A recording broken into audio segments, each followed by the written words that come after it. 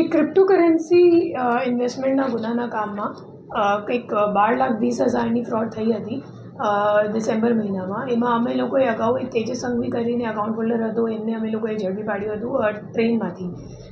એ ગોવાથી જામનગર જતો હતો અને ત્યાંથી અમે લોકોને તપાસમાં ખબર પડી કે ટ્રેનથી જાય છે, તો એની ધરપકડ કરવામાં આવી હતી. પોતે જામનગરનું હતું અને એમની પૂછપરછ દરમિયાન ખબર પડી કે એક એજન્ટ છે સચિન આસર કરીને, તો એને પોતાનું અકાઉન્ટ આપ્યું હતું અને એમનું કહેવાનું હતું કે પૈસા ઉપાડવાનું કામ પણ સચિન કરતો હતો.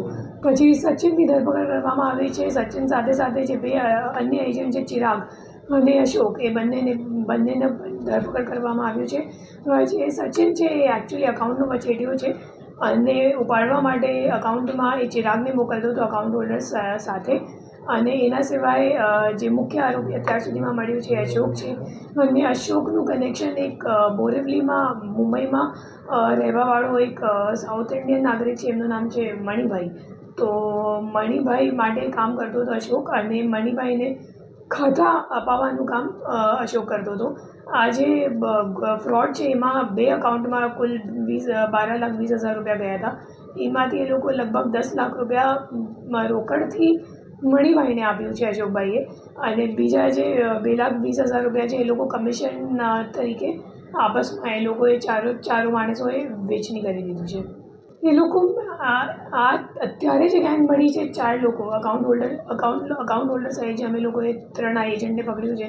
તો એ લોકો તો ફક્ત અકાઉન્ટ પૂરા પાડવા માટે અને રૂપિયા જે ફ્રોડના પૈસા છે એ ઉપાડીને પછી મુંબઈ ખાતે મોકલવાનું એ લોકો કામ કરતા હતા. હવે જે મુખ્ય આરોપી છે મણિભાઈ, તો એમને પકડવા માટે તપાસ ચાલુ છે અને એનાથી ખબર પડશે કે ટેલિગ્રામમાં ખરેખર એ લોકો કેવી રીતે ખોટી લિંક વગેરે ઊભી કરીને લોકો સાથે છેતરપિંડી કરે છે.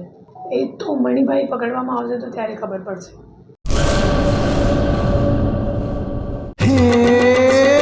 સોનાનો સૂરજ ઉગ્યો રે ખેતરમાં, સાગર લક્ષ્મી બાજરી બિયારણ, લાંબા ડુંડામાં દાણા ભરપૂર, ખેડૂતને આપે ઉપજ ભરપૂર. સાગર લક્ષ્મી બાજરી બિયારણ. સાગર લક્ષ્મી એગ્રીસીડ્સ ઉત્પાદિત હાઇબ્રિડ બાજરી બિયારણ જ વાવો. લક્ષ્મીનો સાગર એટલે સાગર લક્ષ્મી.